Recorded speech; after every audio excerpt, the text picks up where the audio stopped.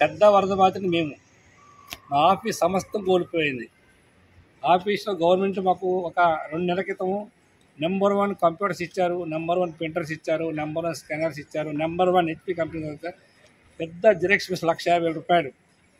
మేము కనీసం 2 నెలలు కూడా వాడలేము. నేను అన్నీ స్పాయిల్డ్, మొత్తం పోయాయి. కంప్యూటర్ సమగ్ర శిక్ష ఆఫీసులో ప్రతి కాగితం కూడా ఒక కాగితం లేకుండా మొత్తం మునిగిపోయి అన్నీ పోయాయి. కాబట్టి దీన్ని కూడా మీ వరద బాధితుల్లో పెద్ద బాధితులు. అయితే ప్రకృతి అనేది ఎవరికి మంచి ఎవరి చెడ్డ తెలియదు, ఆమెకు తెలియదు. ప్రకృతి అనేది అది ఎటువైతే నీరు పొలం వైపు వెళ్తుందో అటు వెళ్ళిపోతుంది, అందులో మనం బాధితులు అయిపోతాం. అయితే వరద బాధితులు అవుతాం, కానీ ఈ విధంగా అవడం అనేది చాలా అన్యాయం. ఎందుకంటే ముందుగా మనకి ఎటువంటి ఇంటిమేషన్ కానీ ఇండికేటర్స్ లేవు.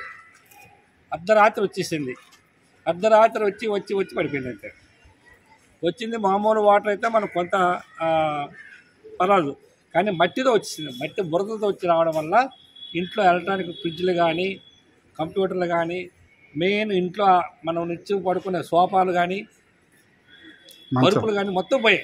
ఏవి కూడా మనము తిరిగి ఉపయోగించుకోవడం కానీ రీప్లేస్ చేసుకోవడం కానీ అవకాశం లేకుండా పోయింది. మనం చాలా దురదృష్టవంతులవి. అందులో ఎన్టీఆర్ ఆంధ్రప్రదేశ్ ఇండియాలో ఏపీ కాకుండా ఏపీలో కృష్ణా ఎన్టీఆర్ జిల్లాలో ఎన్టీ జిల్లాలో మెయిన్ ఈ సింగనార్ అనేది మనం ఏం తప్పు చేసామో ఏం తెలియదు, కానీ మనం సర్వం కోల్పోయాం. ఏదైనా కోల్పోయేటప్పుడు ఇలాగ స్పందిస్తారు. నేను కండ్రికాలో 64 వార్డులో 5 సచివాలయానికి మాత్రం ఇన్ఛార్జ్ స్పెషల్ ఆఫీసర్ ఉన్నాను. కానీ నెంబర్ 1 ఫుడ్ వచ్చింది, నెంబర్ 1 రకరకాల అధికారుల నుంచి మన ముఖ్యమంత్రి గారు అయితే వాటర్ బాటిల్ కిట్లు ఇచ్చాము. నెంబర్ 1 క్వాలిటీ వాటర్ ఇచ్చాము, భోజనాలు పెట్టాము, పాలు ఇచ్చాము, బ్రెడ్ ఇచ్చాము, బిస్కెట్ ఇచ్చాము, బన్ ఇచ్చాము, అన్నీ ఇచ్చాము. అదేంటంటే ఈ లోన్కి వెళ్ళిపోయిన కొద్ది మనకి వెళ్ళడానికి అవకాశం లేదు. పడవల మీద కూడా వెళ్ళడానికి మనకు లేదు. ఎందుకంటే ఎప్పుడైతే కంటగా స్టార్ట్ అయ్యామో అక్కడ రాబరీ అంటే బయట వాళ్ళు వచ్చి మొత్తం దోషిస్తారు, లోన్కి అందించాడు.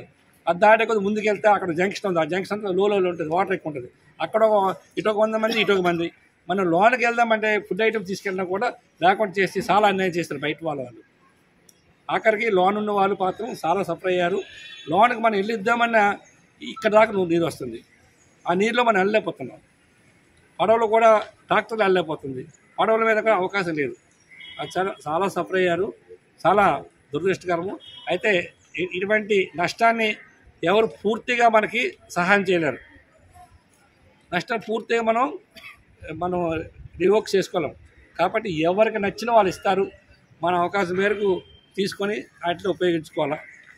ఒకరా ఇద్దరా మొత్తం చాలామంది ఈ రాష్ట్రంలో ఎక్కువ ఇబ్బంది పడింది ఈ కండ్రికా నుంచి సింగనార్ నుంచి వచ్చాను. మొత్తం సింగనార్కి వచ్చాను, చూశాను. సీఎం గారితో కూడా వచ్చాను నేను. అక్కడ కండ్రికా మొత్తం 64 వాటర్ చూసాము.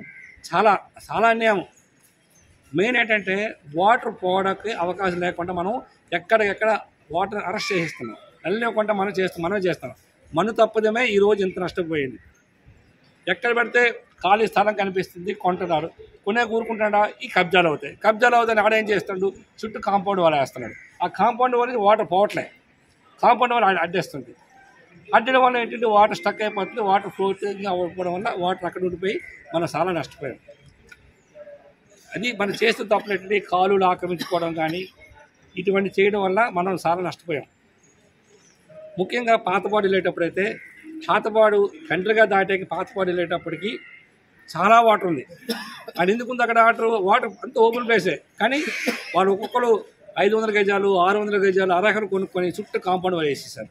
ఆ నీరు ఎక్కడ పోకుండా అక్కడ ఉండిపోయి ఆ నీరంతా వచ్చి కండ్రిక మీద పడ్డది. ఇలాగా ఇటువంటి తప్పుదం వల్ల, మానవ తప్పుదం వల్లే ప్రకృతి తప్పదు. ప్రకృతి ఆమెకి గజ్జి ఇచ్చినా ఏది చేసినా ప్రకృతి మనకు అడ్డు చేయలేము. ప్రకృతి మన మీద కన్నెర చేసేటప్పుడు కూడా మానవ తప్పుదం వల్ల ఈరోజు కండ్రిగా కానీ ఈ సింగనార్ కానీ చాలామంది నష్టపోయారు. ఎక్కడ పడితే రోడ్లు ఆక్రమించేస్తున్నారు, కాలువలు ఆక్రమించేస్తున్నారు. ఇవన్నీ లేకుండా ఉంటే మనం భవిష్యత్తు బాగుంటుంది. కాబట్టి గవర్నమెంట్ సైట్ అనేది గవర్నమెంట్ సైట్ వదిలేయాలి. మీరు గవర్నమెంట్ సైట్ కదా లోకల్ ఇన్ఫ్లుయెన్స్ చేయడం, పొలిటికల్ ఇన్ఫ్లుయెన్స్ ఏవో చేసుకొని రావడం, ఆడంటే ఎలక్ట్రికల్ కరెక్షన్ ఇవ్వడం, పొలం పని కట్టడం, పొలం చేయడం వల్ల మన ఫ్యామిలీ హ్యాపీగా ఉంటుంది. ఎందుకంటే అందరూ కూడా middle class families. Middle class family ఎందుకు నువ్వు ఇల్లు అది తీసుకుంటే నెలకు 6,000 7,000 కట్టాలా. మీ నాన్నకు సంపాదన లేదు, మీ అమ్మకి సంపాదన లేదు, ఫ్రీగా వస్తుంది కాబట్టి ఒక అప్పు చేసి ఒక సంవత్సరం అద్దె పెట్టి ఇల్లు కట్టేసుకుంటారు, అదే ఆక్రమణ చేసుకుంటారు. అటువంటి ఆక్రమణలే ఒకప్పుడు 200 మీటర్లు 200 దూరం ఉండేది ఇది మన బుడమేరు కాలువ 200, అది ఇప్పుడు 20 మీటర్లకు వచ్చింది. 200 మీటర్లు ఎక్కడ, 20 మీటర్లు ఎక్కడ, మొత్తం 80 మీటర్ల తాలూకా బుడమేరు కాలువను ఆక్రమించేశారు. పక్కా ఇల్లు కట్టేశారు. మీరు ఇప్పుడు హైదరాబాద్ కూడా చూస్తున్నారు. హైదరాబాద్లో మీరు హైడ్రా అనే ఒక సంస్థ మొత్తం ఆక్రమణను తొలగిస్తుంది. ఇలా కట్టడం వల్లే ఇప్పుడు అటువంటి పనులు జరుగుతున్నాయి. కోట్లు ఖర్చు పెట్టుకొని ఇల్లాస్ కట్టుకొని పెద్ద అపార్ట్మెంట్ కట్టుకొని వాడు దళారు ఏం చేస్తాడు, భూమి ఆక్రమించుకోవడం, కట్టడం, నాకు అమ్మడం, నీకు అమ్మడం. మనం ఏం చేస్తాము, బ్యాంక్ వెళ్తాను, బ్యాంక్ వాళ్ళు మేనేజ్ చేస్తాను, లోన్లు ఇచ్చేస్తాను, కట్టిస్తాను. ఇప్పుడు హైడ్రా ఏం చేసిన మొత్తం లాస్ట్ 15 సంవత్సరాల క్రితం కట్టిన కూడా ఇప్పుడు పడగొడుతుంది. ఇక్కడ ఇది గవర్నమెంట్ సైటు, ఇక్కడ ఇల్లు కట్టకూడదు.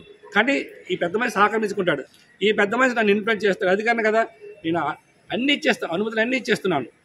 అనుమతులు అన్నీ ఇచ్చేటప్పుడు అది లీగల్ ఉందని మీరు అనుకుంటారు. ఇప్పుడేముంది, ఈయన అనుమతులు ఇచ్చిన వాళ్ళు రిటైర్ అయిపోయారు, కొంతమంది చచ్చిపోయారు.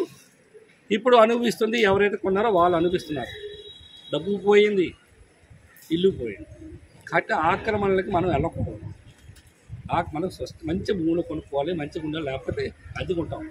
ఈ ఆక్రమణ చేయడం వల్ల నాలాలు ఆక్రమించుకోవడం వల్ల భూమి నీరు ప్రవహించే ప్రాంతాన్ని ఆక్రమించుకోవడం వల్ల ఇటువంటి ఇబ్బంది అవుతుంది. మీరు ఇప్పుడు చూడండి, ఉత్తరప్రదేశ్లో ఉత్తరాఖండ్ చూడండి, హరిద్వార్ చూడండి, ఎటువంటి బిల్డింగ్ కొట్టుకుపోతావు నీరు, అవన్నీ కూడా ఆక్రమించేస్తారు. నీరు ఆక్రమించడం వల్ల ఏమవుతుంది, అంత పెద్ద నదులు నీరు పోవడానికి అవకాశం లేకుండా చేస్తున్నారు. చేసేయడం వల్లే ఇటువంటి ఉపద్రవాలు వస్తున్నవి, మనం నష్టపోతున్నాం.